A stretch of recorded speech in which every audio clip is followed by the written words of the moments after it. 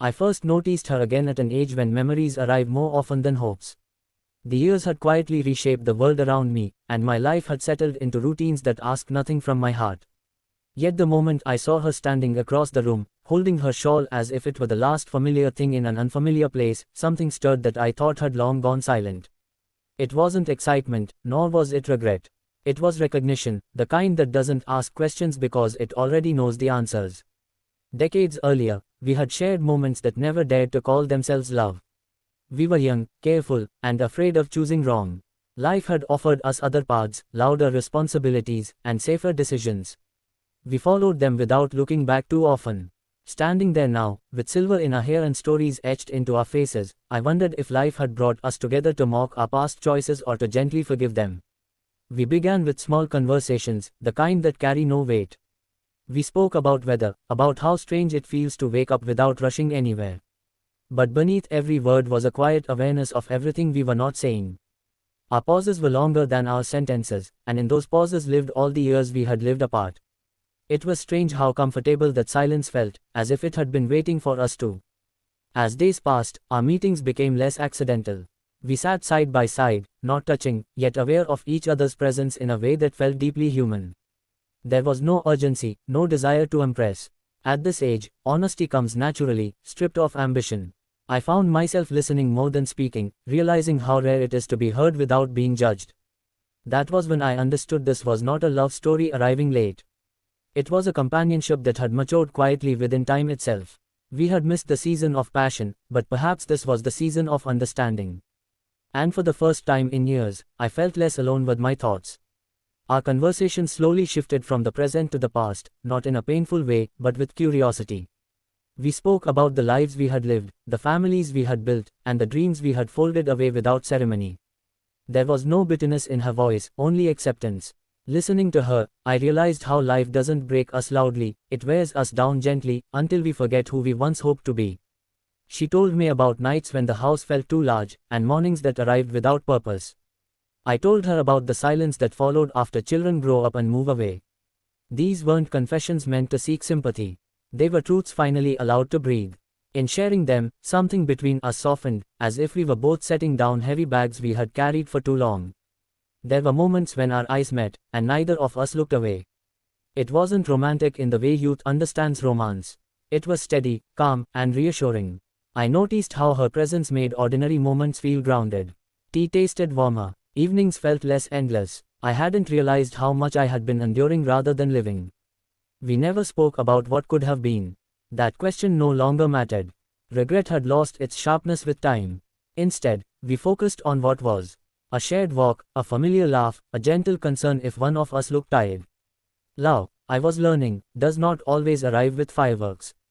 Sometimes it comes like a quiet lamp, lighting just enough to keep you from stumbling. One evening, as we sat watching the sky darken, she said something that stayed with me. She said she was no longer afraid of being alone, because she had learned how to sit with herself.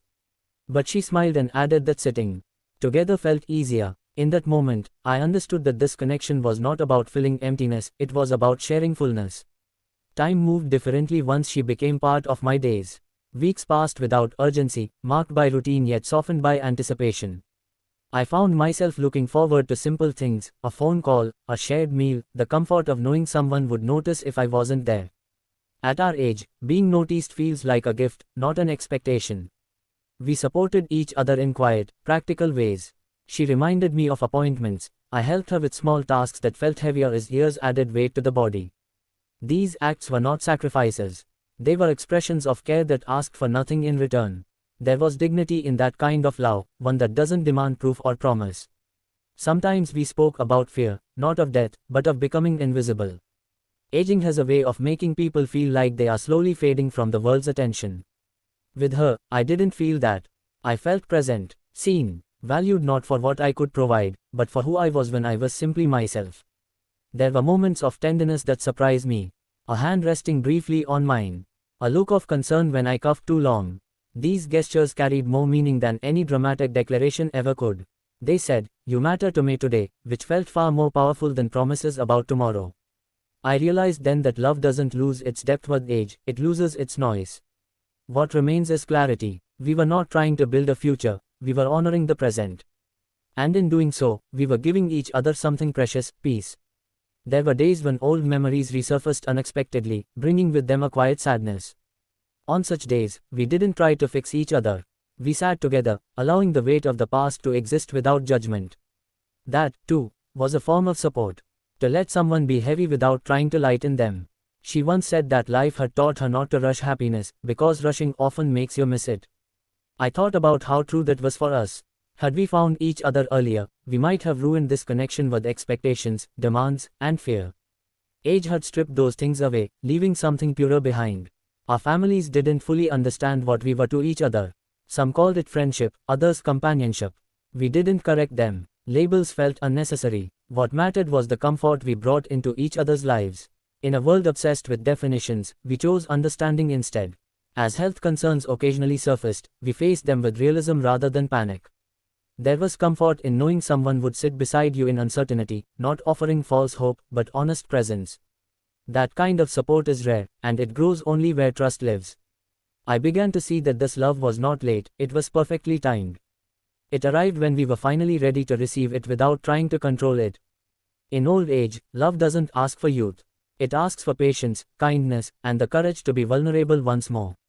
Now, when I look back, I no longer think about what we lost by not choosing each other earlier. I think about what we gained by finding each other now. We gained calm mornings, shared silences, and the reassurance that life, even near its quieter chapters, can still offer connection. She became my support not by grand gestures, but by being steady. When my strength faltered, hers quietly compensated. When her voice carried doubt, mine offered reassurance. Together, we formed a balance that neither of us had known before. It wasn't dependence, it was partnership in its most honest form. There is a softness in loving at this age. We forgive quickly, we listen deeply, we understand that time is precious, and therefore we waste less of it on anger or pride. Love becomes less about possession and more about presence. Sometimes, I watch her as she sleeps in the afternoon light, and I feel grateful rather than wistful. Grateful that life allowed us this chapter. Grateful that love didn't abandon us just because we were no longer young. It simply changed its language.